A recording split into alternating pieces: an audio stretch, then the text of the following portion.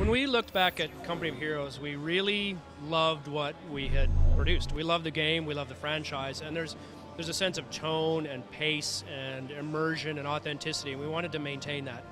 And so part of what we wanted to do in Company Heroes 2 was create more authenticity and more realism for the player and more tactical gameplay. Sort of get the kind of things that we were known for, this tactical RTS, and really build upon that. And what that meant was just sort of making targeted improvements. I mean, Company Heroes was the highest rated RTS possibly of all time, and that's a solid benchmark for us. We didn't want to deviate too much from that.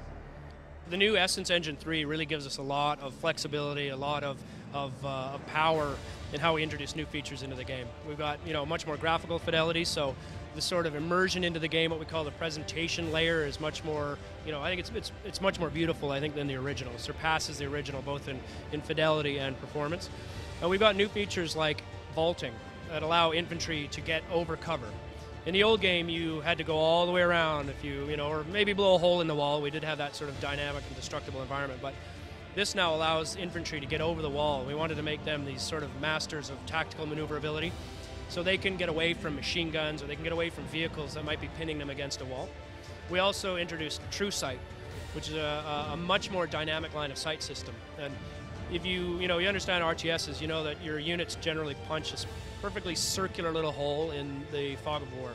But in Company Heroes 2, it's much more dynamic, and so you can only see what your units can see, and so there's this layer of tension all of a sudden that emerges on the battlefield, because it's one of the first games, RTS games for sure, that I've played where I've actually jumped. There's sort of, I come around the corner and there's a tank there that I couldn't see because it was hidden behind a building. And there's sort of this emergent layer, coming out of the gameplay where players are really starting to learn to take advantage of line of sight blocking for setting up weapons and machine guns and ambush type weapons, things that we couldn't do in Company Heroes. Company Heroes 2 is set on the Eastern Front, and you're part of the Soviet army, engaged in brutal frontline combat trying to force the Germans out of the Soviet Union. You're protecting the soil of Mother Russia. And we look back at World War II and we think about the sort of D-Day landings and the fight in Western Europe, and not to belittle it, because it was a very important event, but the vast majority of the war happened further east.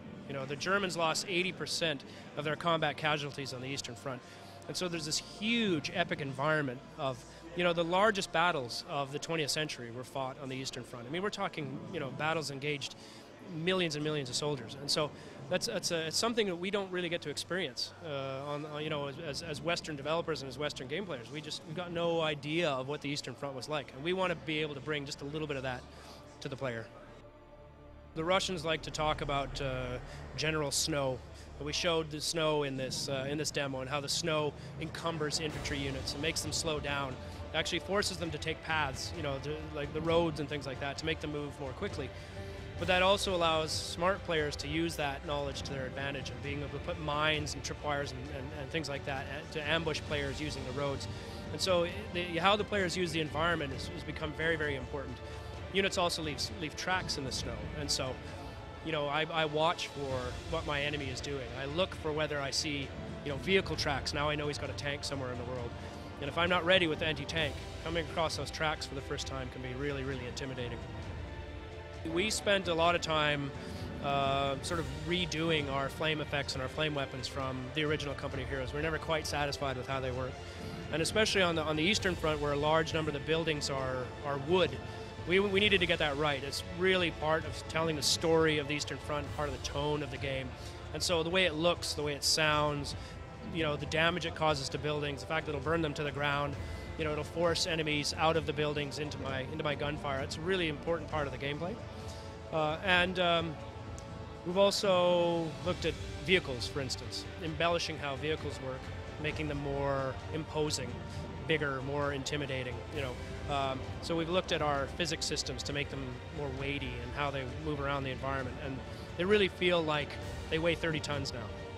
Company Heroes 2 is coming out in 2013 for PC.